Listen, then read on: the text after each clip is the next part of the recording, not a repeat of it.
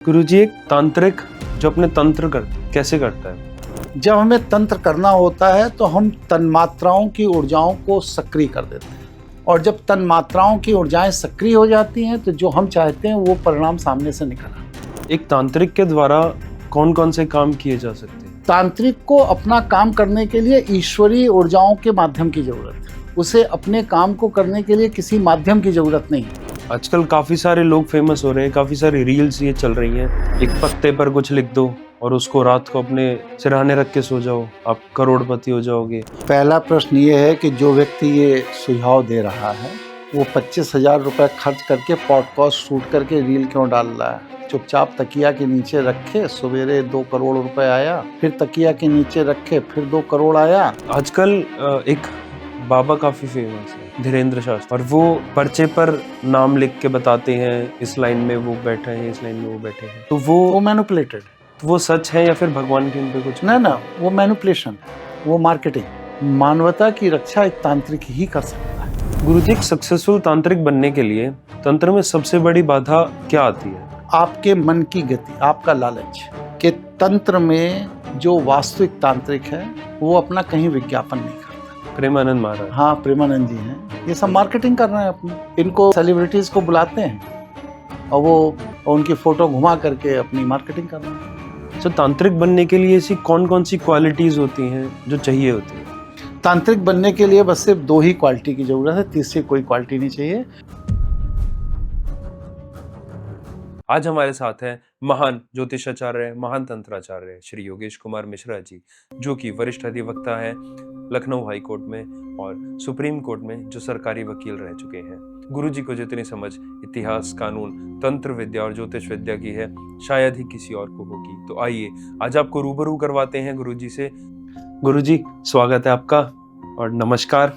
और सबसे पहला सवाल जो हमारा है, काफी लोगों के मन में ये सवाल रहता है कि तंत्र क्या है? तंत्र के विषय में समझाने के लिए मैं आपको बता रहा हूँ कि जैसे शासन व्यवस्था को चलाने के लिए एक नियमों का समूह है जिससे शासन चलता है, तो हम लोग कहते हैं क्या, ये शासन तंत्र है। इसी तरह अर्थ को चलाने के लिए कुछ नियम हैं, उससे आर्थिक दुनिया चलती है, तो हम लोग कह देते हैं ये अर्थतंत्र है। समाज को चलाने के लिए जो नियम बनाए गए हैं उन्हें कहते हैं समाज तंत्र है। कानूनी व्यवस्थाओं को चलाने के लिए जो चीजें हम कहते हैं न्याय तंत्र है।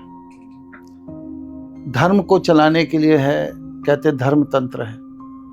उसी तरह ईश्वर ने इस सृष्टि को चलाने के लिए जिन नियमों को बनाया, जिसके तहत आज अरबों साल से यह सृष्टि चल रही है, वह पूरा का पूरा ईश्वर का बनाया गया व्यवस्था तंत्र है। और ये तंत्र जो है कितने प्रकार का होता है? तंत्र एक ही प्रकार के होते हैं, हम लोग उनके यूज से गिनते हैं। जैसे बिजली है, एक ही प्रकार की होती है। हाँ जी। आप उससे पंखा चला लेंगे, हवा आ जाएगी। आप उसे हीटर में लगा देंगे, गर्मी पैदा हो जाएगी। हाँ जी। आप बल्ब में लगा देंगे, बल्ब जलने लगेगा, लाइट आ जाएगी। अब हम लोग रिकॉर्डिंग कर रहे हैं, इसमें भी बिजली लग रही है जी। तो बिजली एक ही है, तंत्र एक ही है। आप उसका उपयोग किस तरह से कर रहे हैं, इस पर उसका वर्गीकरण किया जाता है। और इसमें सामान्य वर्गीकरण सतोगुणी, रजोगुणी और तमोगुणी तंत्र है। सतोगुणी तंत्र वो तंत्र है जब हम मानवता के कल्याण के लिए, सृष्टि के कल्याण के लिए, जीव जंतु, पशु पक्षी, वनस्पति, इन सब के कल्याण के लिए जो ईश्वर से प्रार्थना करते हैं, वो सब ईश्वरीय तंत्र है, सतोगुणी तंत्र है। जब हम अपने कल्याण के लिए या अपने परिवार के कल्याण के लिए किसी ईश्वरीय ऊर्जा का सहारा लेते हैं तो ये राजसी, रजोगुणी तंत्र है। और जब हम किसी को क्षति पहुंचाने के लिए ऊर्जाओं का सहारा लेते हैं तो वो तमोगुणी तंत्र है। लेकिन सबके पीछे जो ऊर्जा है वो एक ही है, ईश्वर द्वारा बनाए गए कार्य कारण के व्यवस्था की ऊर्जा, इससे इतर कुछ भी नहीं। तो क्या इस विज्ञान के जीवन में, इस आधुनिक जो हमारा अभी जीवन चल रहा है, इसके अंदर तंत्र का काम अभी है? बिल्कुल है। मुझे तो कोई ऐसा उद्योगपति नहीं मिला आज तक, कोई ऐसा न्यायालय का न्यायाधीश नहीं मिला, कोई ऐसा पॉलिटिशियन नहीं मिला, कोई ऐसा इंडस्ट्रियलिस्ट नहीं मिला, कोई ऐसा समाज में सोशल काम करने वाला नहीं मिला जो कहीं ना कहीं तंत्र के किसी विधान से जुड़ा ना हो। हर व्यक्ति तंत्र का इस्तेमाल कर रहा है। कैसे? अब आपने अगर नाम सुना हो बिल गेट्स जी का, तो वो साल में 40 दिन अज्ञात स्थान पे चले जाते हैं। तो वहां वो क्या करते हैं? पूजा करते हो? तंत्र ही। पूजा करना भी तंत्र ही माना जाता है? पूजा का एक पर्टिकुलर विधान है, कर्मकांड नहीं, पर्टिकुलर विधान। कर्मकांड क्या है? ये दैनिक दिनचर्या है। आप पूजा रोज कर रहे हैं, वो तंत्र नहीं है, ये कर्मकांड है। लेकिन जब आप किसी अनुष्ठान को लेते हैं 40 दिन के लिए, 90 दिन के लिए, 6 महीने के लिए, तो ये सब तंत्र के अधीन है। अब जैसे आपका ये वॉरेन बफे, शेयर बाजार का आदमी, इसको पहले से मालूम रहता है कब बाजार गिरने वाला, पूरा पैसा विड्रॉ करना है, कब बाजार डालने वाला है। इतना बड़ा आदमी जो अमेरिका की पूरी अर्थव्यवस्था को चला रहा है एक तरह से, हाँ जी, इसने आज तक अपना पैतृक निवास नहीं छोड़ा। अभी भी वो गांव में उसी घर में रहता है जहां पर उसने सिद्धियां अर्जित की, और वहां से वो शहर जाता है, बिजनेस करता है और लौट के फिर अपने घर आ जाता है। एक भी रात वह अपने घर से बाहर नहीं होता। आपके स्टीव जॉब अब तो नहीं रहे हम लोगों के बीच में, ये कैंची धाम नीम करोड़ी बाबा से जुड़े हुए थे, इनका आशीर्वाद यहाँ से इन्होंने लिया। फेसबुक का मालिक मार्क जुकरबर्ग, वो नीम करोड़ी बाबा से आशीर्वाद लेकर अपना बिजनेस चला रहे हैं। तो ये जितने बड़े नाम हैं हमारे यहाँ भी, सभी पॉलिटिशियन, श्रीमती इंदिरा गांधी को देखिए, धीरेन्द्र ब्रह्मचारी और राजीव गांधी, नरसिम्हा राव, चंद्रा स्वामी, सबके पीछे कहीं ना कहीं कोई ना कोई तंत्र की ऊर्जा काम कर रही है। तो तंत्र का जो आजकल काफी लोग बोल रहे हैं तंत्र को, वो एक नेगेटिव टर्म बताया जाता है। तंत्र राजविद्या है, राजघराने इसका प्रयोग करते आए हैं, अनादिकाल से करते हैं। हम लोग राजघरानों में नहीं गिने जाते, हम लोग जन सामान्य हैं, इसलिए हम लोग तंत्र के अनुपालन नहीं कर पाते हैं, क्योंकि हमें गाड़ियों से भी चलना है, ट्रैफिक में भी रहना है, अपने निजी जीवन की बहुत तरह की चीज़ों में उलझे रहते हैं। तो तंत्र के जो फार्मूले हैं, जो सूत्र हैं, उनको प्रयोग करने के लिए जो संसाधन चाहिए वो आज हमारे पास नहीं है, इसलिए हम लोग तंत्र का प्रयोग नहीं करते हैं। अब क्या है कि जो संपन्न लोग हैं वो अच्छे तांत्रिक से अपना काम कराते हैं, लेकिन समाज के लोगों की भी इच्छा होती है कि भाई मैं बड़ा आदमी बन जाऊं, मैं कहीं इस्टेब्लिश हो जाऊं, मेरा कोई बड़ा काम धाम शुरू हो जाए। तो राजघरानों के जो तांत्रिक हैं वहां तक उनकी पहुंच नहीं है, वो जा ही नहीं सकते, वो गुप्त स्थानों पर रहते हैं। तो ये कहाँ चले जाते हैं? मजार पे मौलाना जी के पास चले जाएंगे, या किसी मंदिर में किसी पंडित के पास चले जाएंगे जो अपने को तांत्रिक बता रहा है, या शमशान में किसी अघोरी के पास चले जाएंगे। लेकिन जो वास्तविक तांत्रिक है वहां तक इनकी पहुंच नहीं है, और ये लोग जिनके पास जाते हैं वहां तंत्र के नाम पर बस सिर्फ इनका शोषण होता है, इनसे रुपए, पैसे, मान सम्मान, इज्जत सब लूट ली जाती है, और इसके बाद फिर ये लोग परेशान होकर के कहते हैं तंत्र में कुछ नहीं है, बकवास है, तंत्र कुछ नहीं होता है। लेकिन ऐसा है नहीं। जो बड़े लोग हैं वो जिन तांत्रिकों के पास जाते हैं, आते हैं, वहां तक सामान्य आदमी पहुंच ही नहीं सकता। गुरुजी, एक साधारण जो बंदा होगा उसको कैसे पता लगेगा कि जिसके पास वो जा रहा है वो तांत्रिक एक असली तांत्रिक है या फिर कोई वो ढोंगी बन के बैठे हुए हैं? सीधी सी बात समझिए कि तंत्र में जो वास्तविक तांत्रिक है वो अपना कहीं विज्ञापन नहीं करता। क्यों? क्योंकि आप उसे दे क्या सकते हो? आप उसे धन नहीं दे सकते, क्योंकि धन के लिए आप खुद ही उसके पास जा रहे हो, वो खुद ही अपने लिए कमा लेगा। आप यश, जिस यश के लिए आप खुद ही उससे मांगने जा रहे हो वो उसके पास पहले से है। जिस शक्ति, जिस ऊर्जा के लिए आप उसके पास जा रहे हो वो सब उसके पास पहले से, तभी तो आपको दे रहा है, तभी तो आपको संरक्षित कर रहा है। इसलिए जो असली तांत्रिक होते हैं वो कहीं भी अपना कोई विज्ञापन नहीं करते, चुपचाप मौन रहते हैं। वो आपके समाज में आपके आसपास ही बने रहेंगे, आपको पता ही नहीं लगेगा। दूसरी चीज ये है कि तांत्रिक कभी आपसे कोई अपेक्षा नहीं करता। जैसे आप इनके पास जाइए, कहेंगे 21,000 रुपये लगेगा, 1.25 लाख रुपए लगेगा, ये अनुष्ठान होगा, वो नारियल होगा, वो दारू की बोतल चाहिए, वो मुर्गा चाहिए। असली तांत्रिक को कुछ चाहिए ही नहीं, वो कोई अपेक्षा नहीं करेगा आपसे। मतलब ना वो अपने कोई विज्ञापन करेगा, ना वो आपसे कोई अपेक्षा करेगा, और ना ही जो असली तांत्रिक है वो आप पर किए गए काम का कभी एहसान जताएगा। कर दिया, काम खत्म, आप चले गए, बात खत्म। तो जैसे देवराहा बाबा जी को ले लीजिए, देवराहा बाबा जी के पास राष्ट्रपति भी जाते थे, डिफरेंट कोर्ट के जजेस जाते थे, IAS अधिकारी जाते थे, सब जाते थे। लेकिन देवराहा बाबा जी ने कभी नहीं कहा कि मेरे पास ये आते हैं, ये आते हैं, ये आते हैं, और मैं इतना बड़ा साधक हूं, मैं इतना बड़ा तांत्रिक हूं, कभी नहीं कहा। तो जब तांत्रिक जो होगा उसको लोगों को सेवा दे देता है, सेवा दे देने के बाद बात कभी खत्म हो जाती है। वो कभी अपना एहसान नहीं जताता, और ना समाज को इंफॉर्मेशन देता है कि इतने बड़े बड़े लोग हमारे पास आते हैं।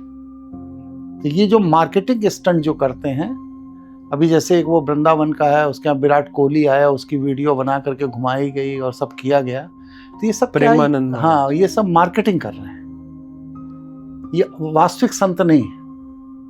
प्रेमानंद महाराज, हाँ, प्रेमानंद जी हैं जी, ये सब मार्केटिंग कर रहे हैं अपनी। इनको, ये सेलिब्रिटीज को बुलाते हैं और उनकी फोटो घुमा करके अपनी मार्केटिंग कर रहे हैं। काफी सारे लोग उनसे काफी ज्यादा प्रभावित हैं, उनके जो वो वचन बोलते हैं, जो उनकी पाठ वगैरह रहते हैं। भैया कोई ऐसी बात बताइए जो उन्होंने बोली हो, उनसे पहले संतों ने ना बोली हो समाज में। कोई ऐसी बात आपकी निगाह में है कि उनसे पहले के संतों ने वो बात नहीं कही लेकिन इन्होंने कह दी? ये तो सभी संत यही कह रहे हैं जो वो कह रहे हैं। अब उनके वीडियो ज्यादा घूम रहे हैं, 6 लाख रुपए पर डे वो डिजिटल मार्केटिंग पे खर्च करते हैं अपना। अगर तुम संत हो तो तुम्हें डिजिटल मार्केटिंग पर 6 लाख रुपए पर डे खर्च करने की जरूरत क्या है? तुमने पूरा IT सेक्टर बना रखा है, तुम्हारे 40 ठो चेले मिल करके तुम्हारा चैनल चलाते हैं। अगर तुम संत हो तो समाज को कैप्चर करने के लिए इतने व्याकुल क्यों हो? तुम्हें तो भक्ति करनी चाहिए।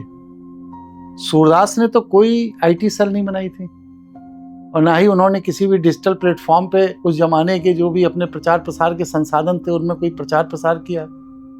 संत शिरोमणि हरिदास जी महाराज भी उसी वृंदावन में रहे, उन्होंने भी कोई अपना विज्ञापन नहीं किया। चैतन्य महाप्रभु रहे, उन्होंने कोई अपना विज्ञापन नहीं किया। तुमको विज्ञापन की जरूरत क्यों पड़ रही है? यह इस बात की सूचना है कि तुम धर्म के व्यवसायी हो। गुरुजी, एक तांत्रिक जो अपने तंत्र करता कैसे करता है? देखिए, हमारे ब्रेन के अंदर ईश्वर ने अनंत ऊर्जा दी हुई। हमारी ये जो ज्ञानेंद्रियां हैं, ये हमारे ईश्वरीय विधान से जुड़ी हुई, जिन्हें कहते हैं तन्मात्राएं। जब हमें तंत्र करना होता है तो हम तन्मात्राओं की ऊर्जाओं को सक्रिय कर देते हैं, और जब तन्मात्राओं की ऊर्जाएं सक्रिय हो जाती हैं तो जो हम चाहते हैं वो परिणाम सामने से निकल आते हैं। तो ये जो तन्मात्राओं को सक्रिय करने का विधान है, इसमें आप मंत्र का भी सहारा ले सकते हैं, भौतिक पदार्थों का सहारा भी ले सकते हैं, म्यूजिक का सहारा भी ले सकते हैं, आत्मचिंतन का सहारा भी ले सकते हैं, स्वातप का भी सहारा ले सकते हैं, संस्कार चिकित्सा का भी सहारा ले सकते हैं। लेकिन हम लोग जो करते हैं, शैव हैं, हम लोग भगवान शिव का अनुकरण करते हैं, हम लोग ब्रह्मास्मि क्रिया योग का सहारा लेते हैं। वो क्या होता है? ब्रह्मास्मि क्रिया योग आदिगुरु शंकराचार्य के शब्दों में मैं बताना चाहता हूं। आदिगुरु शंकराचार्य कहते हैं कि हम ब्रह्म हैं, अहम ब्रह्मास्मि, मैं ब्रह्म, तुम ततसि, तुम भी वही हो। लेकिन हम ब्रह्म होकर के ब्रह्म जैसे कार्य नहीं कर पा रहे हैं। क्यों? क्योंकि हमने संसार में अपने से कमजोर लोगों से संपर्क जोड़ा, और जब हमने संसार में अपने से कमजोर लोगों से संपर्क जोड़ा तो हम अपनी वास्तविक ऊर्जा भूल गए। जैसे कि एक शेर के बच्चे को गीदड़ों के बीच में पाल दीजिए तो वो शेर का बच्चा है ये वो जानता है, लेकिन उसकी एक्टिविटी गीदड़ के बच्चों जैसी हो जाती है। फिर धीरे धीरे जब उसका शरीर बड़ा होता है, वो विकसित होता है, समझता है कि मैं राजा का बेटा हूं, तो धीरे धीरे धीरे वो विकसित होता है। उसी तरह आदिगुरु शंकराचार्य का कहना है कि सभी जीव जंतु पशु पक्षी वनस्पति दैत्य दानव असुर राक्षस भूत प्रेत पिशाच जिन्न यक्ष किन्नर, इन सब में ईश्वर ने सर्वश्रेष्ठ मनुष्य को बनाया है। सर्वश्रेष्ठ। और सर्वश्रेष्ठ बनाने का मतलब यह है कि उसने अपने ब्रह्म की ऊर्जा इसमें डाली है और वह ब्रह्म की ऊर्जा चेतना के स्तर से विकसित है, जिससे मनुष्य कभी भी ब्रह्म बन सकता है। जैसे महावीर जैन जी भाई थे तो मनुष्य ही, गौतम बुद्ध थे तो मनुष्य, भगवान श्री राम थे तो मनुष्य, श्री कृष्णा थे तो मनुष्य। ये सब लोग क्या, ये सब ब्रह्म ऊर्जा का प्रयोग करके सामान्य मनुष्य से भगवान हो गए। और जब ये सामान्य मनुष्य से भगवान हो गए तो इसका मतलब इनमें भगवान होने की क्षमता थी। तो जो इनके अंदर भगवान होने की क्षमता थी वो हमारे आपके अंदर भी है। हम उस क्षमता को जागृत कैसे करें, इसके लिए ब्रह्मास्मि क्रिया योग की साधना की जाती है। और जो ब्रह्मास्मि क्रिया योग की साधना करता है वो ईश्वरीय विधान के निकट चला जाता है, ईश्वर के समतुल्य। एक तांत्रिक के द्वारा कौन कौन से काम किए जा सकते हैं? ईश्वर जो कुछ कर सकता वह एक तांत्रिक कर सकता है। तो तांत्रिक ईश्वर के बराबर? तांत्रिक ईश्वर की तरह सर्वशक्तिमान है। ईश्वर को वो ऑलमाइटी है, उसे अपने काम को करने के लिए किसी माध्यम की जरूरत नहीं, वह सर्वशक्तिमान है। तांत्रिक को अपना काम करने के लिए ईश्वरीय ऊर्जाओं के माध्यम की जरूरत है।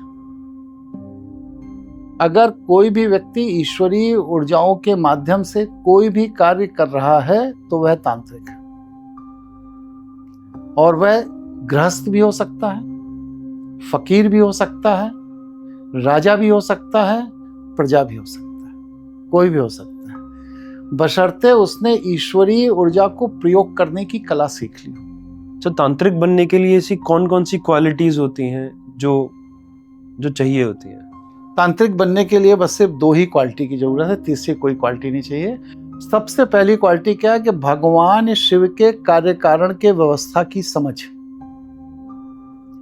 आज जो भी कुछ, जैसे मैं आप ही के पास बैठा हूं तो कार्य कारण की किसी व्यवस्था के तहत मैं यहां बैठा हूं, वरना यह समय मेरा कहीं और यूज हो रहा होता है। तो आपके जीवन में कब कहां क्या समय किस काम से निर्धारित किया है, ये ईश्वर ने निर्धारित किया है। उसने जन्म के साथ ही ये बता दिया कि आपके जीवन में क्या क्या होगा। यही तो जन्म कुंडली है। बताते हैं भाई 20 साल में ये होगा, 22 में ये होगा, 24 में ये, 28 में ये, 50 में वगैरह वगैरह। तो सब कुछ माँ के गर्भ में ही निर्धारित हो गया। अब जब सब कुछ माँ के गर्भ में निर्धारित हो गया तो वह कौन निर्धारित कर रहा है? वह एक यूनिवर्सल सिस्टम है, वो निर्धारित कर रहा है। और जो यूनिवर्सल सिस्टम इसको निर्धारित कर रहा है वह क्यों निर्धारित कर रहा है? हम सुखी हैं, आपको दुख है, कोई दूसरा है वो और हमसे भी ज्यादा सुखी है, तो ये कौन निर्धारित कर रहा है? ये एक सिस्टम है, कार्य और कारण की व्यवस्था। हमने इस जन्म में अगर आपको दुख दिया है तो वह दुख 10 गुना होकर अगले जन्म में, अगले समय में हमें भोगना पड़ेगा। तो ये कौन सिस्टम है, कौन बताता है कि ये दुख तुम्हें भोगना है या ये सुख तुम्हें भोगना है? वो जो सिस्टम है जो निर्धारित करता है कि कौन सा सुख या कौन सा दुख तुम्हें भोगना है, यही कार्य कारण की व्यवस्था। गुरुजी, काफी लोग होते हैं जो अपने आप को तांत्रिक बताते हैं और वो अपने शरीर पर राख लगाते हैं, मालाएं पहनते हैं काफी सारी, और अपना बालों को क्या बोलते हैं, उनको जटाएं, हाँ, और वो जटाएं रखते हैं। और आप भी तांत्रिक हैं, आपने ऐसा कुछ भी मुझे नहीं दिख रहा जो आपने ऐसी कोई वेशभूषा कर रखी हो। तो क्या वो लोग ढोंग कर रहे हैं या फिर वो लोग अपनी मार्केटिंग के लिए ये सब चीजें कर रहे हैं? तंत्र में 2 विधान हैं, एक है आगम पद्धति, एक है निगम पद्धति। आगम पद्धति तंत्र का वह विधान है जिसमें आदमी अपनी जीवनी ऊर्जा के माध्यम से तंत्र करता है। जो व्यक्ति जीवनी ऊर्जा के माध्यम से तंत्र करता है उसको वाह किसी भी आडंबर की जरूरत नहीं है। जो निगम पद्धति के साधक होते हैं उन्हें वाह आडंबर का प्रयोग करना पड़ता है। भस्म लगा लेंगे, त्रिपुंड लगा लेंगे, विशेष मालाएं लटका लेंगे, कोई नरमुंड लेकर चलेगा, कोई शराब की बोतल लेकर चलेगा, कोई भैरवी उपासक है, कोई भैरव उपासक है, कोई काली उपासक है, वगैरह वगैरह। तो ये जितने भी अपने अलावा किसी अन्य संसाधन या ऊर्जा का इस्तेमाल कर रहे हैं, ये सभी के सभी निगम पद्धति के तांत्रिक हैं उसमें बहुत थोड़े से, मतलब कि 100 अगर आपको मिलेंगे तो 1 या 2, बाकी 98 लोग उस निगम पद्धति का प्रयोग करके कस्टमर को फंसाते हैं और अपना भयादोहन करते हैं। लेकिन जो 1-2 लोग हैं उसमें, वो अगर निगम पद्धति के भी साधक हैं तब भी उनकी अपने जजमान से कोई अपेक्षा नहीं। भाई स्वामी विवेकानंद के गुरु पंडित श्री रामकृष्ण जी महाराज, वो भी तो काली के तांत्रिक थे। किसी से क्या मांगा उन्होंने? कुछ नहीं मांगा। जिसने जो दे दिया ठीक है, नहीं दे दिया उसका भी कल्याण। हमारे गुरुजी थे पंडित हंसराज शर्मा जी, उन्होंने कभी जीवन में किसी से 1 रुपया नहीं लिया, न जाने कितनों को पुनर्जीवित कर दिया, जीवन दान दिया उन्होंने। ये जो निगम पद्धति के साधक होते हैं ये संसाधनों का प्रयोग करते हैं। आगम पद्धति के जैसे हम लोग साधक हैं, हम लोगों को कोई संसाधन नहीं चाहिए। लेकिन निगम पद्धति के जितने ये आडंबरी घूम रहे हैं, इसमें 1 या 2% लोग हैं जो निगम पद्धति के वास्तविक तांत्रिक हैं, वरना ये सब आडंबर। आजकल काफी सारे लोग फेमस हो रहे हैं, काफी सारी रील्स ये चल रही हैं कि एक पत्ते पर कुछ लिख दो और उसको रात को अपने सिरहाने रख के सो जाओ, आप करोड़पति हो जाओगे। कोई मंत्र का उच्चारण कर लो, आप उससे आपके पास पैसा आ जाएगा।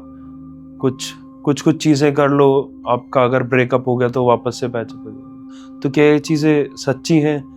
पहला प्रश्न ये है कि जो व्यक्ति ये सुझाव दे रहा है वो 25,000 रुपये खर्च करके पॉडकास्ट शूट करके रील क्यों डाल रहा है? चुपचाप तकिया के नीचे रखे, सवेरे 2 करोड़ रुपए आया, फिर तकिया के नीचे रखे, फिर 2 करोड़ आया और 100 करोड़ हो गया तो आइलैंड पर जाए, आराम से एक जीवन यापन करे। उसे कस्टमर फंसाने के लिए पॉडकास्ट और रील कटिंग कराने की जरूरत क्या है? इसी से समझ लीजिए कि ये फ्रॉड है। तो जो असली तांत्रिक होते हैं उनकी, जैसे अभी आपने कहा कि उनको कोई अपेक्षा नहीं होती, कोई अपेक्षा नहीं, तो वो बिना अपने स्वार्थ के करते हैं, खूब बिना करते अपने हैं, स्वार्थ हम के। लोग ही करते हैं। न जाने कितनों को जीवन दान दे दिया, ज्ञान दान दे दिया, धन दान दे दिया, यश दान दे दिया। न जाने कितनों को, उन्हें पता ही नहीं कि गुरुदेव की कृपा उन पे हो गई। 14 लाख शिष्य हैं मेरे पास पूरी दुनिया में, लगभग 16 देशों में मेरे कार्यालय हैं। और बस कुछ नहीं, वो वहां आते हैं, भगवान शिव को प्रणाम करते हैं, कृपा के योग्य विषय है, कृपा हो जाती है। ठीक है गुरुजी, तो तंत्र विद्या करने के लिए कौन कौन सी सामग्रियों का? मैंने बताया ना कि इससे हम लोग आगम पद्धति के तांत्रिक, हमें कुछ नहीं चाहिए, बस सिर्फ एकाग्रता चाहिए, वो भी चंद सेकंडों की। और जो निगम पद्धति के तांत्रिक हैं उसमें अलग अलग उद्देश्यों की प्राप्ति के लिए अलग अलग संसाधन हैं, लेकिन अब वो संसाधन ही नहीं उपलब्ध हैं। अब जैसे उदाहरण देता हूँ कि अगर मोती का प्रयोग करना हो तंत्र में तो बसरा की मोती चाहिए। बसरा की मोती मिलेगी। विशेष जड़ी बूटी, जैसे हम लोग कहते हैं ना कि दालचीनी का पाउडर, ये तेज पत्ता, या इसका प्रयोग करेंगे, वो करेंगे, इससे भस्म बनाएंगे। भाई दालचीनी का भस्म के लिए दालचीनी के पेड़ भी तो 17-18 तरह के हैं।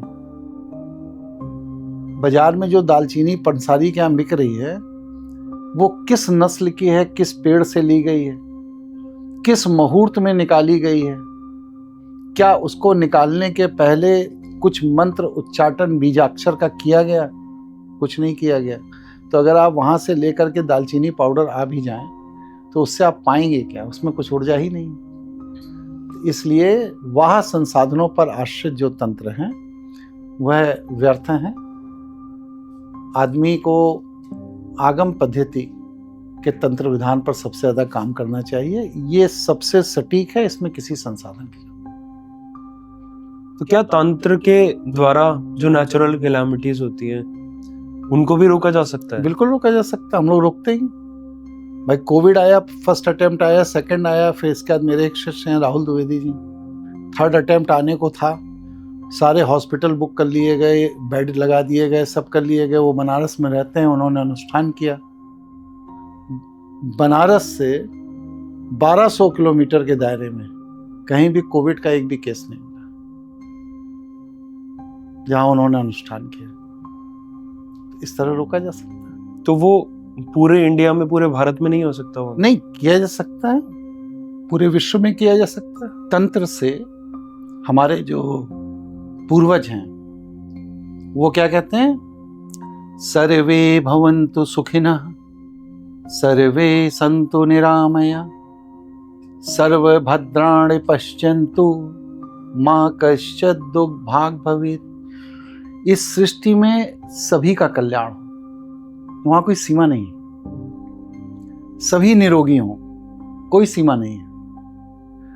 वसुंधैव कुटुंबकम, विश्व अपना परिवार है और परिवार में कोई दुखी हो ये उचित नहीं। इसलिए किसी भी तरह का कोई भी क्षेत्र तंत्र में नहीं है। लेकिन हम लोग क्या करते हैं कि जब तंत्र की परिधि निर्धारित करते हैं तो हम लोग अपने राष्ट्र के हित को प्राथमिकता देते हैं। कारण उसका क्या है कि हमारा देश चारों तरफ से विधर्मियों से घिरा हुआ है। आप इधर थोड़ा बढ़ेंगे पाकिस्तान आ जाएगा, इधर देख ही रहे हैं बांग्लादेश में क्या हो रहा है, ऊपर अब नेपाल में क्या हो रहा है, उसके आगे जाइए चाइना में क्या हो रहा है। तो ये सब विधर्मी हैं, ये सब आतताई हैं, आक्रांता हैं। तो हम इनके कल्याण की कामना नहीं कर सकते, हम मनुष्य के कल्याण की कामना कर सकते हैं। ये मनुष्य नहीं है। इसलिए हम लोग अपने अनुष्ठान, अपने पूजन परिधि में करते हैं। जिस दिन वह मनुष्य जैसा एक्ट करने लगेंगे उस दिन उनके भी कल्याण की कामना करेंगे। गुरुजी, बड़े बड़े जो राजघराने हैं, जो बिजनेस टाइकून्स हैं, तो उनको क्या तांत्रिक का कोई प्रोटेक्शन मिलता है? बिल्कुल मिलता है, बिना उसके आप सरवाइव कर ही नहीं सकते। क्यों? वो देखिए, व्यवसाय करना, अब भाई मुकेश अंबानी भी व्यवसायी हैं जी, और अनिल अंबानी भी व्यवसायी हैं। एक ही पिता, एक ही लेगेसी, दो लोग निकले। मुकेश अंबानी का हर स्टेप सफल होता चला जाता है, अनिल अंबानी का हर स्टेप असफल होता चला जाता है।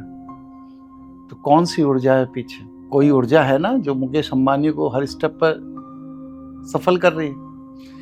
एक छोटे से उदाहरण से मैं अपनी बात समझाता हूँ। मुकेश अंबानी की कार पार्किंग में कोई भी कार आपको ऐसे खड़ी नहीं मिलेगी जिसमें बैठने के बाद रिवर्स गियर लगता हो। तो ये उनको किसने बताया? किसी तंत्र गुरु ने ही बताया ना, कि अगर आप अपने घर में व्हीकल की पार्किंग इस तरह करेंगे कि उसको निकालते समय या आपके बैठने के पहले आपका ड्राइवर जब उसे तैयार कर रहा है तो उसको रिवर्स गियर लगाना पड़ रहा है, तो आपके जीवन का संघर्ष बढ़ेगा। इस तरह की छोटी छोटे टिप्स दिए जाते हैं जो व्यक्ति के जीवन में आगे बढ़ते चले। ये चीज तो मैं भी फॉलो करता हूँ जी, पर ये तो किसी रील्स पे ही देखी थी हमने भी, किसी। हाँ, जो भी है। तो जो तंत्र विद्या है ये सिर्फ हिंदू ही कर सकते हैं या फिर बाकी धर्मों में भी ये होती है? सभी में होती है।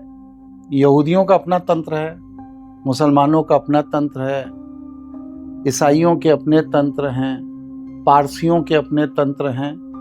ईश्वरीय ऊर्जा की जरूरत सभी को है। तरीके अलग अलग हैं क्योंकि हर धर्म अलग तरह की देशकाल परिस्थिति में पनपा। जो जिस तरह की देशकाल परिस्थिति में पनपा वो धर्म उस परिवेश के अनुरूप होते हैं। अब जैसे छोटा सा उदाहरण देते हैं, इस्लाम में तंत्र में कुर्बानी का बड़ा महत्व है। इसलिए क्योंकि रेगिस्तान से उपजा धर्म है, वहां अगर जानवर मारेंगे नहीं तो अपना पेट कैसे भरेंगे। इसलिए वहां पर जानवर का मारना एक स्वाभाविक प्रक्रिया है। और जब जानवर का मारना एक स्वाभाविक प्रक्रिया है तो उन्होंने उस कुर्बानी के सिस्टम को तंत्र में कन्वर्ट कर दिया। अब भारत के अंदर तो रेगिस्तान नहीं है, लेकिन इस्लाम को मानने वाले आज भी विशेष तिथि पर, विशेष समय में, विशेष चंद्रोदय पर करोड़ों जानवर काट के फेंक देते हैं। ये तंत्र ही था। तो गुरुजी, जो तांत्रिक होते हैं वो लोगों का, जैसे कोई दुख होता है या फिर कोई उन्हें दिक्कत होती है, वो उनको मुक्त करवाते हैं। तो कहा जाता है कि कुछ चीजें उनके ऊपर भी आ जाती है, सारी नहीं तो कुछ हिस्सा, कुछ पार्ट उनके ऊपर भी आ जाता है। तो इससे क्या उनके जीवन में भी दुख होता है, आता है? बिल्कुल होता है। होता क्या है कि जैसे आपको जो दुख मिला वो आपके पूर्व के किसी कर्म का परिणाम है। आप मेरी शरण में आए, तो जैसे पानी तेजी से बहता हुआ आ रहा है तो माँ क्या करती, बच्चे को उठाकर अपने सीने से लगा लेती, बच्चे की रक्षा के लिए। धूप बहुत तेज है तो माँ अपने आंचल को बच्चे के ऊपर डाल देती है, बच्चे को धूप ना लगे। इसी तरह जो अच्छा तांत्रिक होता है वो आपको अपने संरक्षण में ले लेता, अपनी शरण में ले लेता है। अब पानी का आवेग तो माँ झेलेगी ना, भले ही बच्चा बच जाएगा। तेज धूप जो है वो माँ झेलेगी, भले ही उसके आंचल से बच्चा बच जाएगा। इसी तरह तांत्रिक की भूमिका है। आपके कर्मों के दुष्परिणाम जो आप भोग रहे हो उसको वह अपने ऊपर ले लेता है आपको बचाने के लिए। और वह जब अपने ऊपर लेता है तो प्रकृति की व्यवस्था के तहत जो कष्ट है वो तांत्रिक को झेलने पड़ते हैं। तो क्या जो तांत्रिक के जीवन का अंत समय होता है वो दुखदाई होता है? अगर आपने लोक कल्याण की भावना से तंत्र नहीं किया तो आपका अंतिम समय कष्टपूर्ण होगा। जैसे बहुत से तांत्रिक लूटपाट के लिए तंत्र करते हैं, ठगने के लिए करते हैं, बेईमानी के लिए करते हैं, इन सब का अंत कठिन है। जो तांत्रिक भगवान शिव के आदेश पर दूसरे के कल्याण के लिए तंत्र करता है वह बहुत सुखद मौत मरता है, उसका अंत कभी कष्टपूर्ण नहीं होता। तो जैसे कहा जाता है कि अच्छा कर रहे हैं भगवान देख रहा है, बुरा कर रहे हैं तो क्या जो बुरा करते हैं उन्हें भगवान नहीं देखता? बिल्कुल देखता है, तभी तो कष्ट देता है। भगवान है ही नहीं, कार्य कारण की एक व्यवस्था, एक सिस्टम है। जैसे आईपीसी लागू कर दी गई, अब उसमें क्या है कि कुछ अपराध घोषित कर दिए गए। अब आईपीसी आपके सामने 24 घंटे नहीं है, लेकिन अगर आपने वह अपराध किया तो पुलिस उस आईपीसी के हिसाब से एक्ट करके आपको दंडित करेगी। उसके अंदर कुछ सामाजिक व्यवस्था को चलाने के लिए विधान दिए गए। तो विधान सदैव नहीं है, लेकिन जब आप एक्ट करते हैं उस आईपीसी में जो कानूनी व्यवस्था उसका उल्लंघन करते हैं तो कानून खड़ा हो जाता है। जब तक आपने वो उल्लंघन नहीं किया तब तक आप अपना जीवन जी रहे हैं, वो अपना जीवन जी रहा है। इसी तरह ईश्वर के कार्य कारण की व्यवस्था है, उसमें आप जब ईश्वरीय विधान का उल्लंघन करते हैं तो ईश्वर का दंड विधान सक्रिय होता है। वरना ईश्वर ये कहता है आप अपना जीवन जियो, हम अपना कर रहे हैं, क्यों एक दूसरे में इंटरफेयर करना। भगवान ने, जैसा भी आपने बताया ईश्वर, तो क्या उन्होंने भी तांत्रिक विद्या का सहारा लिया है? कोई ऐसा महापुरुष नहीं है इस धरती पर, चाहे वह राम हो, चाहे कृष्ण हो, चाहे विश्वामित्र हो, चाहे वशिष्ठ हो, चाहे द्रोणाचार्य हो, चाहे कृपाचार्य हो, चाहे भीष्म पितामह हो, कर्ण हो, अंगद हो, जिसका भी नाम आज आप धर्म ग्रंथों में पढ़ रहे हैं, सभी किसी न किसी तंत्र के अधीन थे। कैसे? अब आप बताइए, एक सामान्य सिद्धांत है ना कि शरीर से रक्त निकल जाएगा तो आदमी मर जाएगा। जी। भीष्म पितामह के शरीर में 154 वाण सिर से पैर तक लगे, वाणों की सैया पर चले गए। मेडिकल साइंस के हिसाब से तो उन्हें तुरंत मर जाना चाहिए, लेकिन उसके बाद भी उन्होंने क्या कहा, मैं जब मरना चाहूंगा तब मरूंगा। ये तंत्र, एक सफल तांत्रिक को मौत मार नहीं सकती, उसकी औकात नहीं है मौत की, जब तक वह स्वयं शरीर नहीं छोड़ना चाहता। अच्छा, ऐसा देखा है आपने कभी? बहुत केस है, यहाँ तो मरे हुए जिंदा हो जाते हैं। ये कैसे होता है मरे हुए? मैं आपको एक उदाहरण से समझा रहा हूँ, 2 उदाहरण देता हूँ। हमारे एक साथी हैं बलजीत जी, उनकी चाची हैं, एडमिट हो गई। मेडिकल साइंस में डॉक्टरों ने कह दिया कि इनका समय पूरा हो गया, अभी नहीं बचेंगे। उन्होंने मुझे संपर्क किया, हमने कहा फोटो भेजिए, फोटो आ गई। हमने कहा आप क्या चाहते हैं? तो उन्होंने कहा 10, 15, 20 साल और जीवित रह जाएं। हमने कहा देखिए आयु तो पूरी हो गई, मैं थोड़ा बेईमानी कर सकता हूँ भगवान के साथ। कहा क्या? हमने कहा भगवान के खाते में जो उनकी आयु 55 साल है, वहां मैं मिटा करके उसको 45 साल कर सकता हूँ। कहेंगे ये कैसे होगा? हमने कहा मैं कर दूंगा। हो गया। अब उनकी मृत्यु होनी है 55 साल में, मैंने 55 को मिटाकर लिख दिया 45 साल। आपको ये सुनकर ताज्जुब होगा कि बलजीत की चाची का चेहरा, मोहरा, रूप, स्वरूप वैसा ही हो गया जैसा वो 45 साल की उम्र में दिखती थी। एज रिवर्स हो गया। ये बैठे हुए सामने, इन्हीं की चाची। ठीक है, तो ये तांत्रिक ही कर सकता है। कोई भगवान नहीं है, कोई धर्म नहीं है, कोई ढोलक नहीं है, कोई मजीरा नहीं है, कोई मंत्र नहीं है, कोई तीर्थ नहीं है, कोई नहीं कर सकता। आयु को आगे पीछे एक तांत्रिक कर सकता। एक दूसरा उदाहरण देता हूं। एक बच्चे का है, उसके कमर के नीचे पैरालिसिस था। उसकी माँ उसको स्कूल बैग की तरह पीठ पर लाद के दिल्ली के 20 हॉस्पिटल में दिखा चुकी थी। सभी ने कहा एक्यूट पैरालिसिस, और 48 घंटे के अंदर वो बच्चा एकदम बढ़िया चलने लगा, और आज वो अपने स्कूल में फुटबॉल का बेस्ट प्लेयर है। 20 अलग अलग हॉस्पिटल के डॉक्टर जिसको एक्यूट पैरालिसिस डिक्लेयर कर चुके थे, वो बच्चा आज फुटबॉल का प्लेयर है। अब इससे ज्यादा चमत्कार आप तंत्र का और क्या देखना चाहते हैं? गुरुजी, क्या ऋषि मुनि भी तंत्र को जानते थे? बिल्कुल। अगर वह ईश्वर के कार्य कारण की व्यवस्था को नहीं जानते तो वो ऋषि, मुनि, मनीषी, चिंतक, विचारक, महर्षि हो ही नहीं सकते, हो ही नहीं सकते। अध्यात्म के किसी भी स्तर पर, किसी भी साधना पद्धति में कहीं पर भी जाने के लिए आपको सबसे पहले कार्य कारण की व्यवस्था को जानना बहुत जरूरी है। आजकल एक बाबा काफी फेमस है, धीरेन्द्र शास्त्री जी, और वो पर्चे पर नाम लिख के बताते हैं, इस लाइन में वो बैठे हैं, इस लाइन में वो बैठे हैं। तो वो मैनिपुलेटेड, वो सच है या फिर भगवान की उन पे कुछ? ना, वो मैनिपुलेशन है, वो मार्केटिंग है।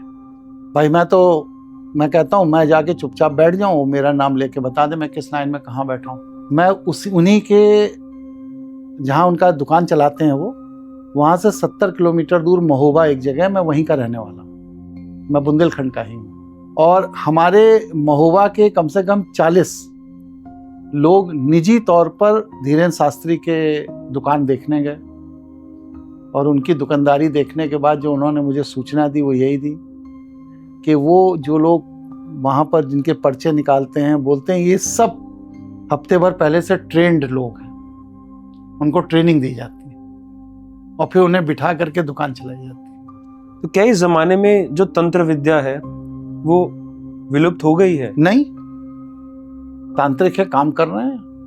हमारे जैसे मैं हूँ, सामान्य कपड़े पहनता हूँ, सामान्य अवस्था में रहता हूँ, हाँ जी, उसी तरह बहुत से लोग हैं।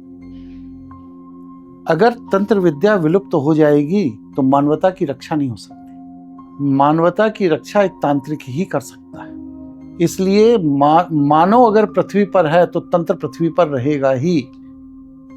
भगवान शिव की ऊर्जा का अंश है तंत्र, इसलिए कभी विलुप्त नहीं हो सकता। ये अनादि है, अनंत है, और ये अखंड है।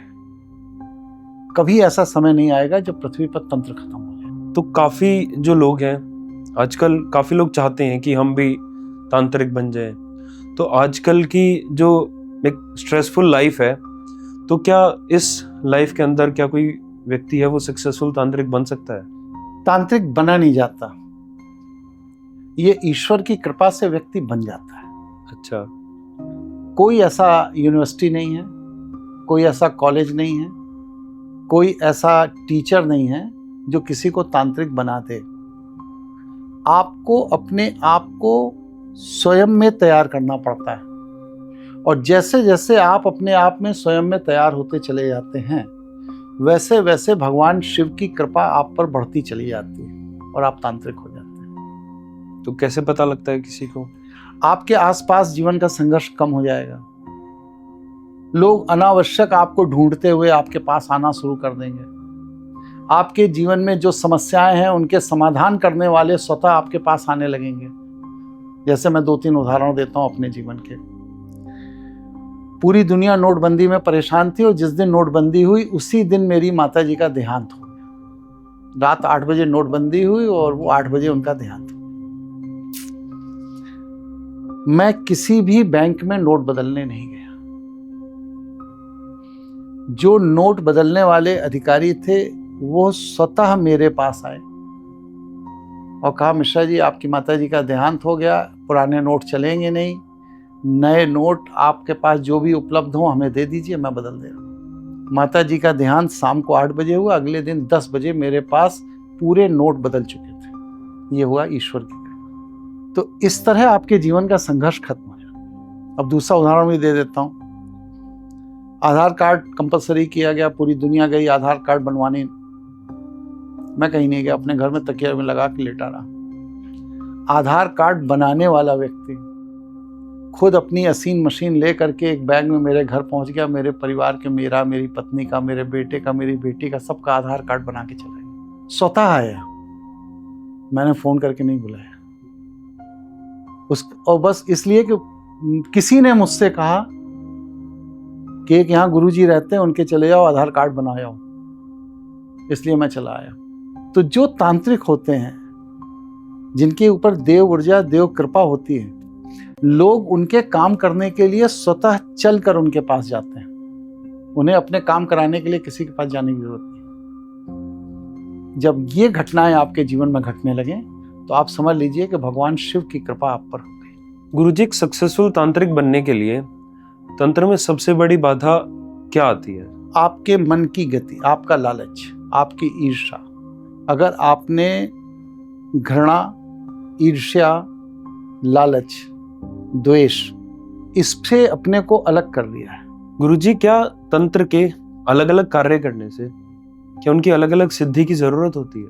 अलग अलग कार्य करने के लिए अलग अलग सिद्धि की जरूरत बिल्कुल होती है, लेकिन प्रक्रिया एक ही।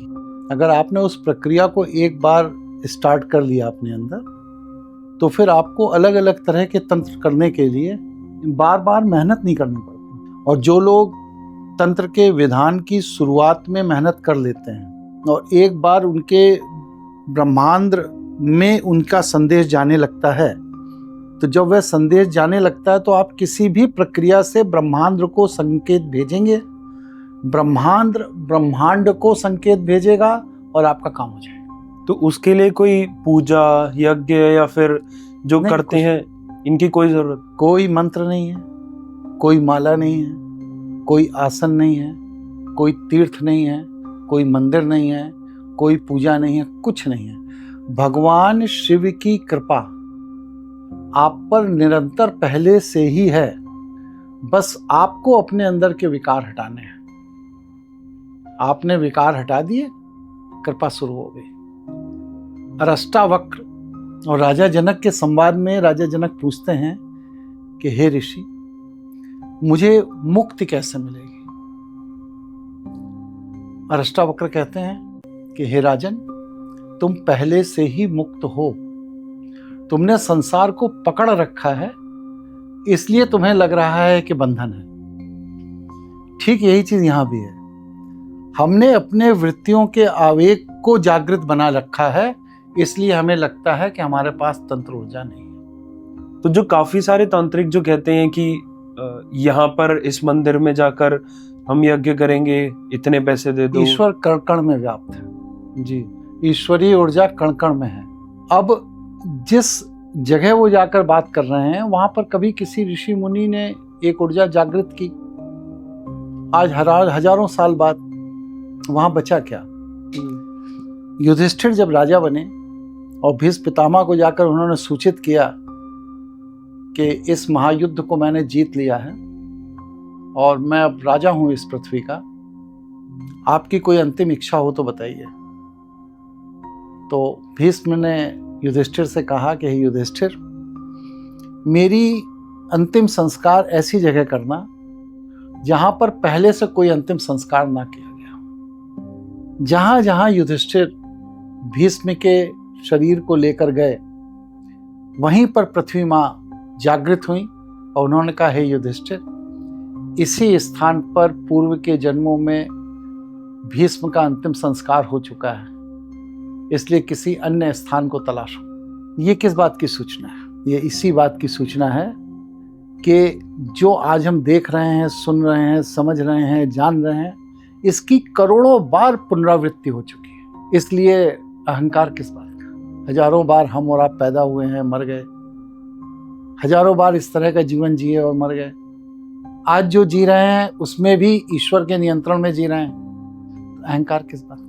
तो मैंने काफ़ी सारे ऐसे तांत्रिक देखे हैं जो इस स्टूडियो के अंदर आकर ऐसा कहते हैं कि मतलब उनसे कोई कुछ पूछता है कि आपने आत्मा देखी है, और वो कहते हैं कि यहाँ पर इस स्टूडियो में भी आत्मा है, बाहर से मैं आया था, बाहर सीढ़ियों में भी आत्मा थी। तो क्या ऐसे तांत्रिक को आत्मा दिख जाती है या फिर ये सब फ्रॉड है? ये आपको भयभीत करते हैं, क्योंकि इनका काम ही है आपका भयादोहन करना। कल ही मेरे पास एक केस आया, एक बच्ची ने 5वीं मंजिल से कूदकर आत्महत्या का प्रयास किया और उसके बाद उसकी हड्डी टूट गई, कंधे अंधे की ऑपरेशन हुआ, ये हुआ, बहरहाल बच्ची बच गई। अब जब मैं उस बच्ची से बैठा, बात की मैंने 15-20 मिनट, आधे घंटे, तो टोटल जो बात का लब्बो लबाब है वो ये है कि उसको गुस्सा बहुत आता था। उसकी माँ उसके गुस्से को शांत करने के लिए किसी तांत्रिक के पास गई। उस तांत्रिक ने जो उनको भस्म दी उसमें अफीम मिला कर दी और बच्ची उस अफीम को खा लेती थी, सो जाती थी। और तांत्रिक जी कह रहे थे कि देखिए तंत्र के प्रभाव से बच्ची शांत हो गई। और फिर धीरे धीरे धीरे धीरे उसका मानसिक संतुलन बिगड़ गया, और जब मानसिक संतुलन बिगड़ गया, पढ़ाई भी छूट गई और चीज़ें हो गई, तो वो फ्रस्ट्रेशन में आ गई और उसने कूद के आत्महत्या का अटेम्प्ट कर लिया।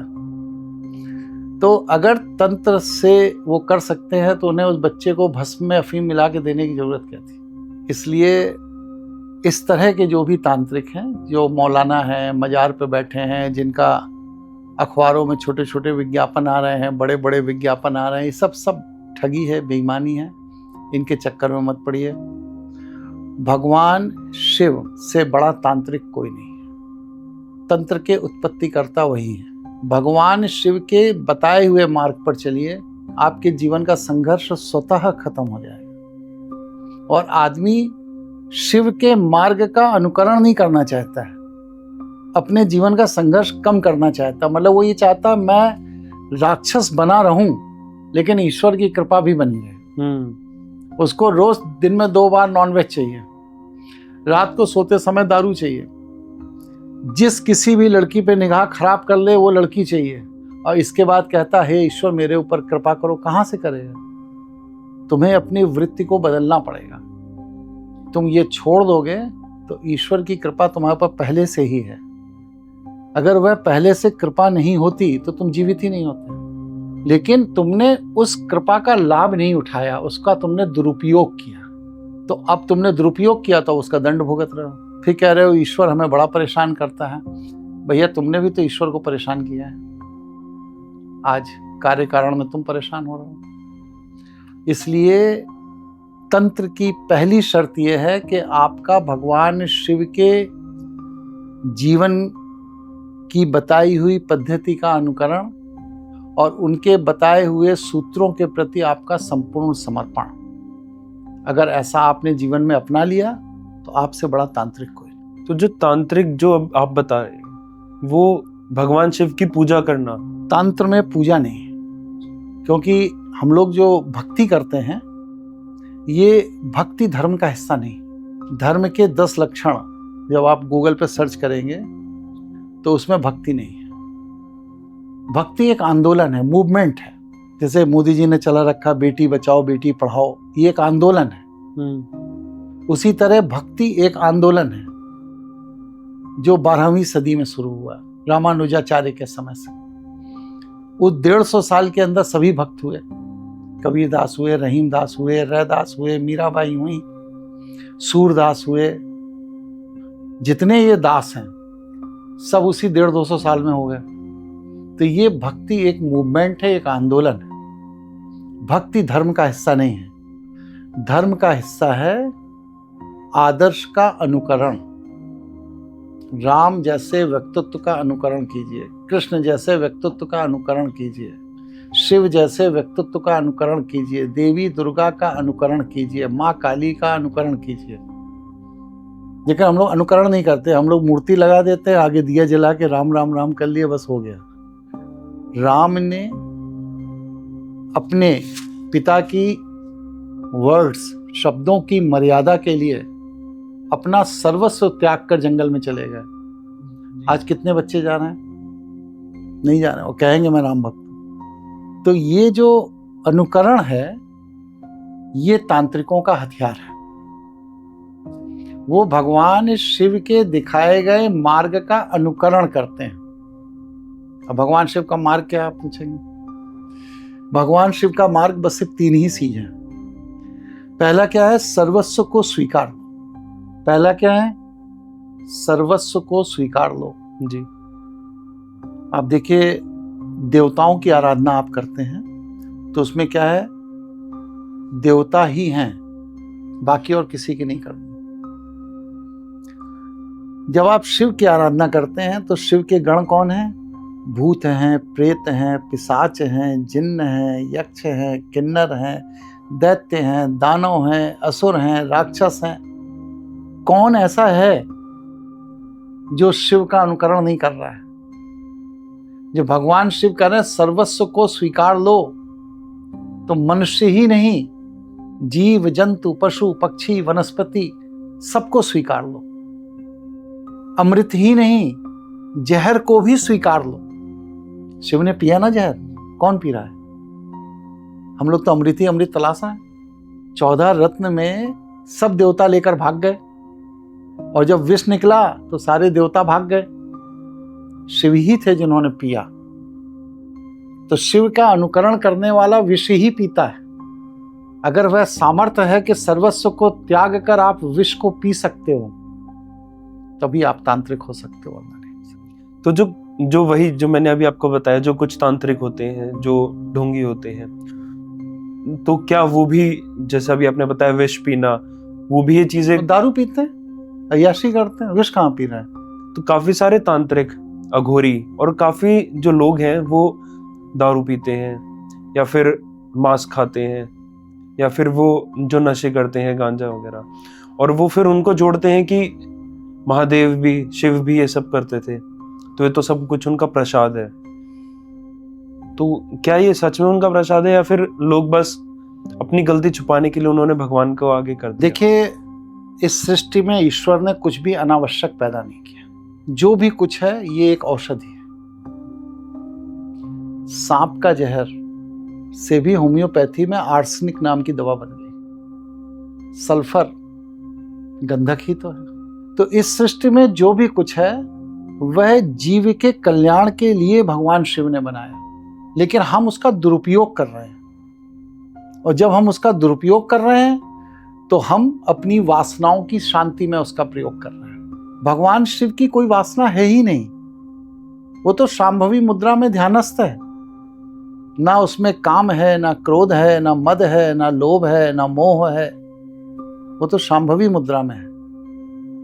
लेकिन तांत्रिक के अंदर तो काम भी है, क्रोध भी है, मद भी है, लोभ भी है, घृणा भी है, ईर्ष्या भी, सब। तो जब तुम अपना ये सब नहीं छोड़ पाए तो शिव का अनुकरण करोगे कैसे? तुमने तो शिव का बहाना ढूंढ लिया अपनी विकृतियों को पालने के लिए, और आज तुम अफीम, गांजा, चरस, स्मैक सब खा पी रहे हो। भगवान शिव ने तुमको इसकी इजाजत कब दी भाई? उन्होंने तो ये कहा, सर्वे भवन्तु सुखिनः सर्वे सन्तु निरामया। सबके कल्याण की कामना करो। अगर भगवान शिव तुमको ये पीने की आज्ञा दे रहा होता तो वो ये ना कहता, त्र्यंबकम यजामहे सुगंधिम पुष्टिवर्धनम। सुगंधिम पुष्टिवर्धनम, क्या खाना है जिसमें सुगंध है?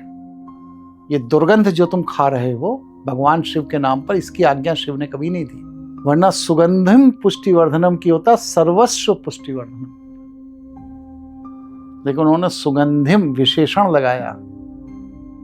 सुगंध का मतलब यह है कि जो आपके कल्याण के लिए है।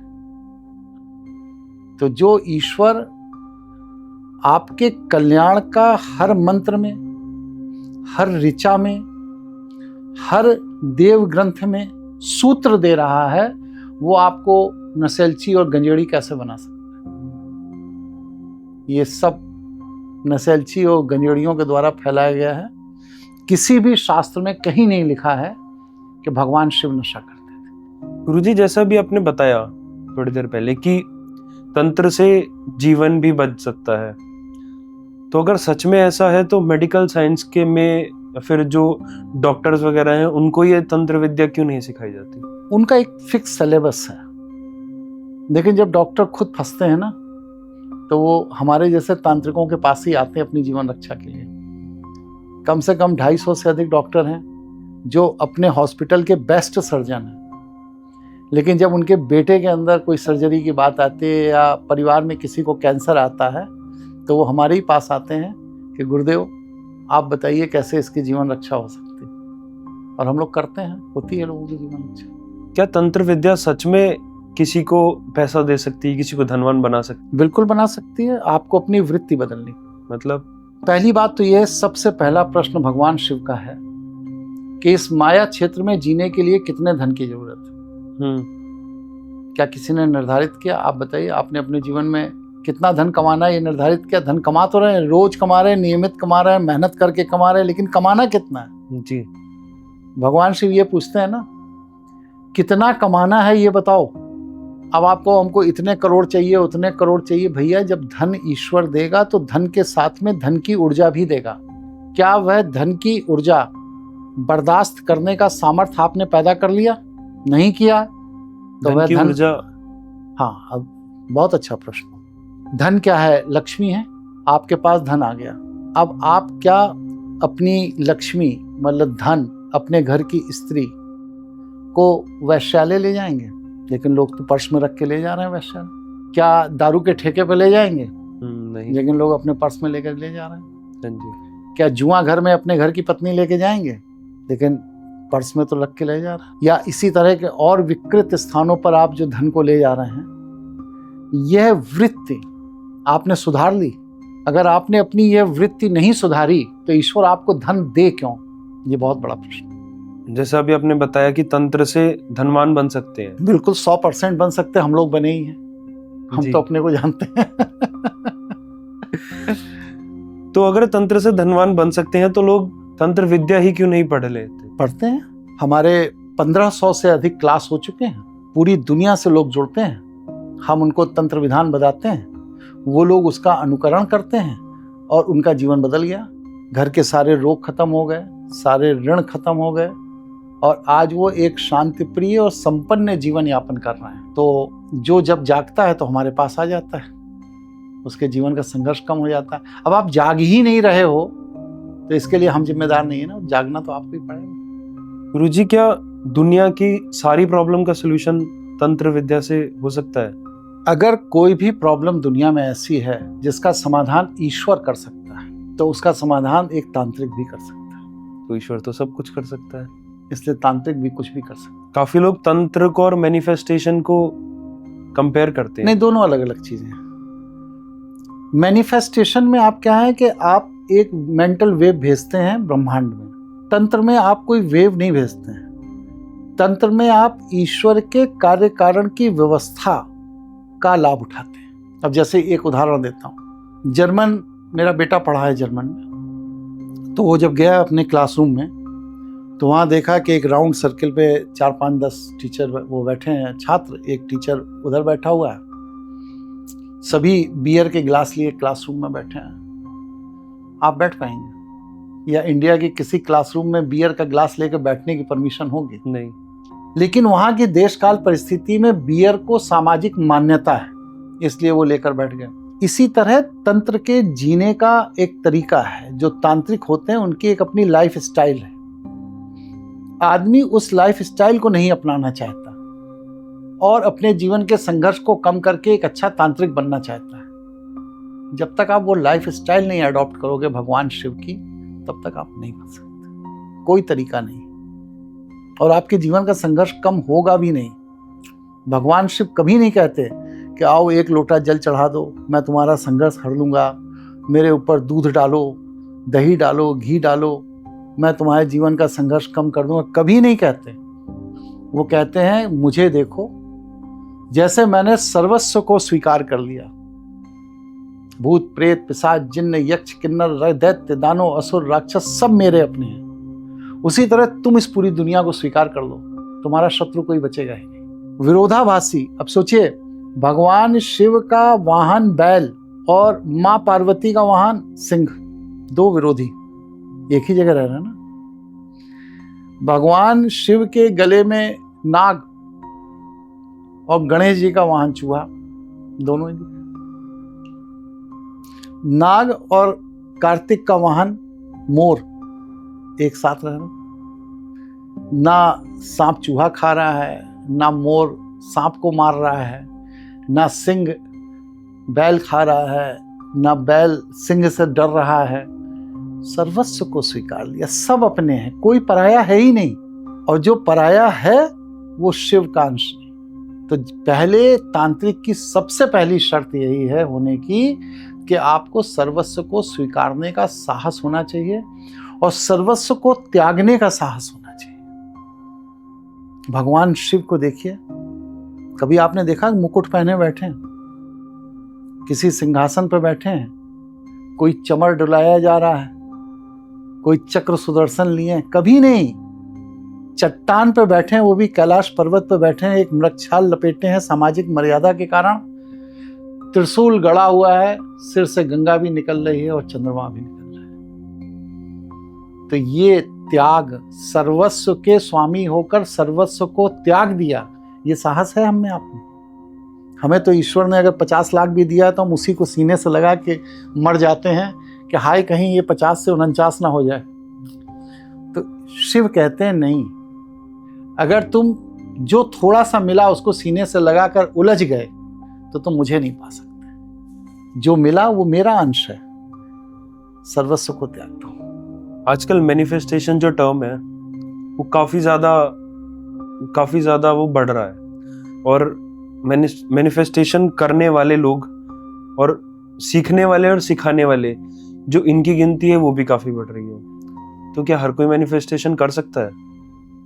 हर 10 साल में बाजार में एक नया शब्द आता है, उसकी मार्केटिंग होती है, उसके नाम पे धनावदोहन होता है, और जब धनन दोह लेते हैं तो इसके बाद वो नया शब्द फिर लेके आ जाते हैं। ये सब मार्केटिंग स्टंट हैं, कहीं इसमें कुछ नहीं होता कुछ भी।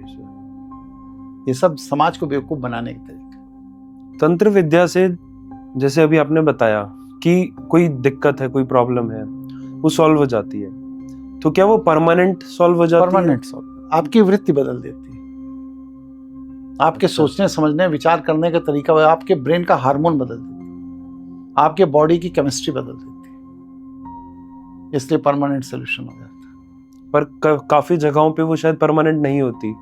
जैसे कि अभी आपने बताया कि किसी की जो लाइफ का टाइम है वो बढ़ा सकते हैं, बट उन्हें अमर नहीं कर सकते। अमर तो हो ही नहीं सके, तो प्रकृति के विधान के विपरीत है। ईश्वर की अपने सृष्टि को चलाने की मर्यादा है ना, उसमें तो भगवान विष्णु भी मरेंगे, ब्रह्मा भी मरेंगे, सब मरेंगे, तो हम और आप तो इंसान हैं, क्योंकि काल सबको खाएगा, बस सिर्फ महाकाल ही बचेगा, वो भगवान शिव। तो गुरुजी, जैसे काफी लोग आपके पास आते होंगे, काफी लोग दिक्कतों में आते होंगे, तो आप सबके लिए, आप सबका जो उनके सॉल्यूशन है वो सबके लिए आप उनकी जो तंत्र विद्या उनका यूज करते हैं, या फिर कुछ लोगों को आप मना भी कर देते हैं?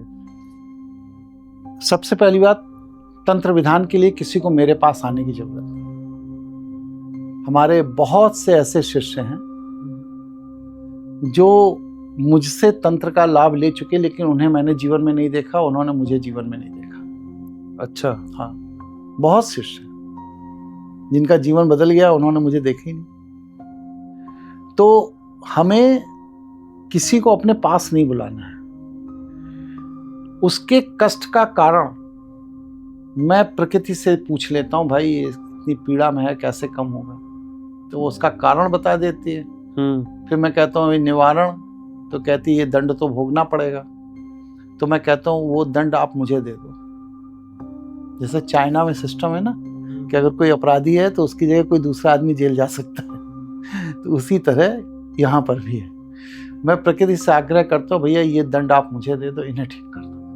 तो तंत्र विद्या सीखने के बाद ये डिसाइड कैसे कर सकते हैं कि हमें किस बंदे का निवारण करना है? ईश्वर बताता है। जब आप भगवान से प्रार्थना करते हैं किसी के लिए, तो वो आपको बताता है कि इसका कष्ट कैसे कम होगा, कम करना है या नहीं करना है। और अगर वो कहता है हाँ कम करना है तो कम हो जाता है, और अगर वो कहता है नहीं ये उपद्रवी है, अभी इसको और दंड मिलना है, तो हम ड्रॉप कर देते हैं, कह देते भैया हम नहीं कर पाएंगे। तो मना भी हो मेरा कोई निजी हानि लाभ तो है नहीं उसमें जी, मना भी कर देते। गुरुजी क्या कोई तांत्रिक वर्तमान या फिर भविष्य देख सकता है? तांत्रिक त्रिकालदर्शी होता है, वह वर्तमान तो देखता ही है, आपका भूत जो बीत गया वो भी देख लेता है, और आपका भविष्य जो होने वाला है आपके जीवन में वो भी देख लेता है। इसलिए तंत्र की साधना करने वाला कोई भी तांत्रिक, जो असली तांत्रिक है, वह आपको देखते ही आपका भूत भविष्य वर्तमान तीनों बता देगा। उसके लिए उसको कोई गणित लगाने की जरूरत नहीं। तो अगर ये सच में कोई तांत्रिक देख सकता है तो भारत के विषय में आपका क्या कहना है? मैं भारत क्या, मैं पूरे विश्व के विषय में 5 बातें बताना चाहता हूँ। सबसे पहली बात तो यह है कि भगवान शिव की यह इच्छा है कि अब मनुष्य के उत्पात पर अंकुश लगना चाहिए। इसलिए क्योंकि बृहस्पति ग्रह अतिचारी हो गया और 2032 तक अतिचारी रहेगा। जब जब बृहस्पति अतिचारी हुआ है तब तब मानवता खतरे में आई है, चाहे वो फर्स्ट वर्ल्ड वॉर हो, चाहे सेकेंड वर्ल्ड वॉर हो, या उसके बाद ये बड़े बड़े अटेम्प्ट हुए, अभी कोरोना हुआ, सब समय बृहस्पति अतिचारी है। और पहले तो बृहस्पति साल, सवा साल, 1.5 साल के लिए अतिचारी होता था। ये पहली बार है कि बृहस्पति 7 साल के लिए कंटिन्यू अतिचारी हुआ है। परिणाम क्या होगा इसका? ये जो आज आपको 800 करोड़ की आबादी दिख रही है ना, इसमें 650 करोड़ लोग मरेंगे प्राकृतिक आपदाओं से। आप देखिए पंजाब में कभी बाढ़ आती थी, कभी सुना जाता था नहीं। तो जैसे आप देखिए पंजाब में, हिमाचल में, मतलब कि जो आपदाएं हो रही हैं उनमें 1000-1000, 2-2000 आदमी बह जा रहा, पता ही नहीं चल रहा। भूकंप आ रहे हैं।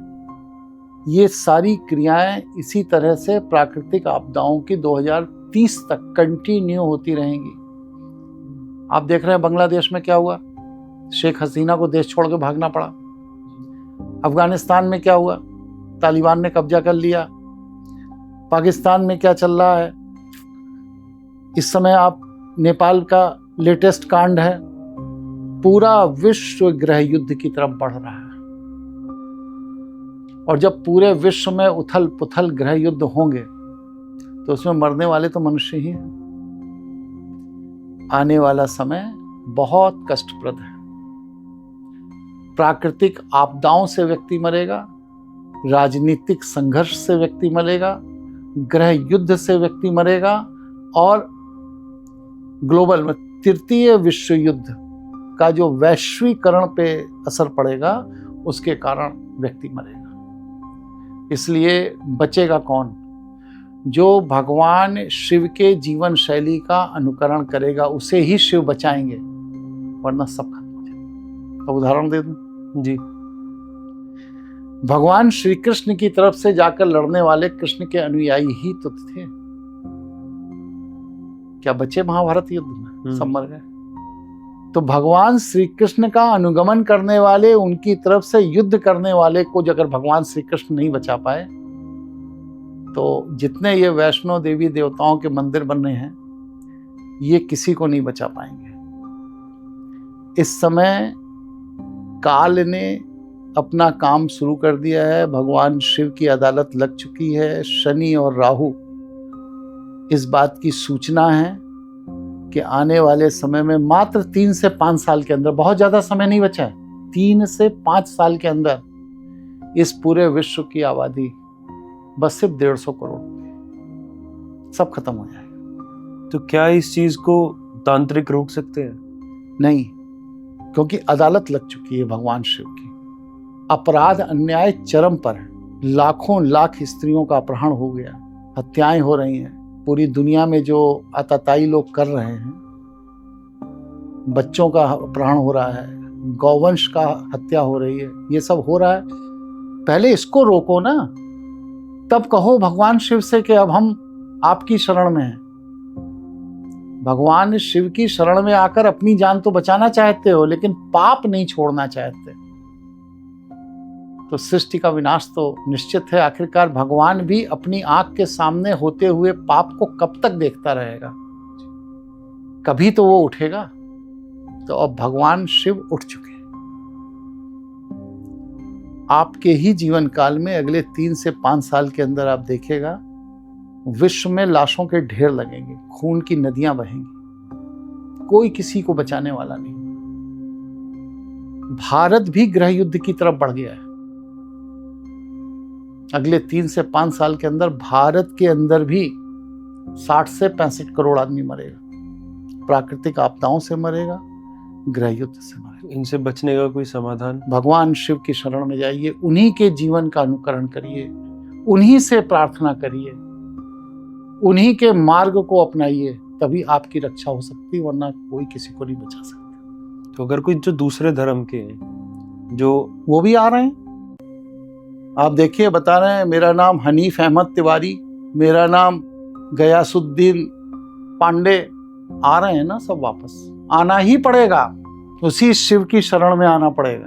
और नहीं हो तुम शिव की शरण में, तो शिव तो अपना काम कर ही रहे। गुरुजी, एक क्वेश्चन, एक सवाल ये काफी सारे लोगों की तरफ से, कि जैसे कि आपने बताया कि आप फ्यूचर देख सकते हैं, भविष्य को देख सकते हैं, तो प्रधानमंत्री जो नरेंद्र मोदी है, ये कब तक इंडिया के प्रधानमंत्री रहेंगे? इनका भविष्य बहुत अच्छा नहीं है। है। लोग अंधभक्ति में इनका महिमा मंडन चाहे जो करें, लेकिन आने वाले समय में इनका भविष्य बहुत अच्छा मुझे नहीं दिखाई देता। तंत्र विधान से मुझे महसूस होता है। और इनकी जगह इन्हीं की पार्टी का कोई लेगा या फिर कोई दूसरी पार्टी है? पार्टी कोई दूसरी आएगी, और व्यक्ति भी इस राजनीति से अलग हट के होगा। जो आज जो देश के अंदर राजनीति चल रही है, इन सब से अलग हट के देव ऊर्जा से ओतप्रोत व्यक्ति देश की बागडोर संभालेगा। क्योंकि भारत की भूमि सनातन भूमि है, यह कभी नष्ट नहीं हो सकती, यह संस्कृति कभी नष्ट नहीं हो सकती। जब उचित समय आता है तो भगवान किसी न किसी को भेज देते हैं भारत की रक्षा के लिए। इसीलिए हमारी संस्कृति हजारों लाखों साल के बाद भी जीवित है। बहुत जल्द वो व्यक्ति हम सभी के सामने आएगा जो देश का उद्धार करेगा। चीन 4 टुकड़े में टूटेगा। मैंने 2006 में कह दिया था कि पाकिस्तान 2012 से निष्प्रभावी हो जाएगा और बाद में इसके 4 टुकड़े हो जाएंगे। और आज देखिए पाकिस्तान निष्प्रभावी हो गया। चाइना भी टूटेगा, कुछ हिस्सा रशिया के साथ जाएगा, कुछ हिस्सा भारत के साथ आएगा। लेकिन ये सब होने के पहले भारत को एक बहुत बड़ा संघर्ष झेलना पड़ेगा। भारत का जो हिमालय क्षेत्र है और पूर्वी क्षेत्र है, इस पर बड़े बड़े अटैक होंगे, हजारों लोग मरेंगे। लेकिन अंत में 2032 आते आते तक भारत पुनः स्थापित होगा और विश्व गुरु बन के दुनिया को दिशा दिखाएगा। कलयुग का समय पूरा हो गया। 2054 सतयुग की स्थापना का समय है। इस समय हम लोग संक्रमण काल में हैं और ये हम लोगों का सौभाग्य है कि कलयुग को समाप्त होते हम लोग देख रहे हैं। और ईश्वर यह दृष्टि बनाए रखे, इससे ज्यादा मेरी कोई प्रार्थना नहीं है। गुरुजी, इस पूरे पॉडकास्ट में हमें आपके साथ बैठ के काफ़ी ज़्यादा मज़ा आया। आपकी जो बातें, आपने जो आपके पास ज्ञान है वो आपने बताया, वो सब सुनकर मुझे और जो ऑडियंस ये सुनेगी उनको सुनकर ही काफ़ी चीज़ें अच्छी लगेंगी, क्योंकि आजकल की जो, जैसे मैंने अभी आपको बताया कि जो ढोंगी लोग हैं वो ज़्यादा दिख रहे हैं और जो ओरिजिनल हैं, ऑथेंटिक हैं, वो कम दिखते हैं। पर जितने भी लोग ये देखेंगे उन्हें भी ये सुनकर काफ़ी ज़्यादा अच्छा लगेगा और मुझे तो काफ़ी ज़्यादा मज़ा आया। तो धन्यवाद आपका कि आप यहाँ पर आए और आपने हमें, जो आपके पास इतना सारा ज्ञान है वो आपने हमें दिया। Thank you so much. आपको भी बहुत बहुत धन्यवाद। आपके माध्यम से समाज को तंत्र का सही स्वरूप पता लगेगा। इसके लिए आपने जो प्रयास किया, इसके लिए मैं आपको भी धन्यवाद देता हूं। शुक्रिया। नमस्कार। नमस्कार।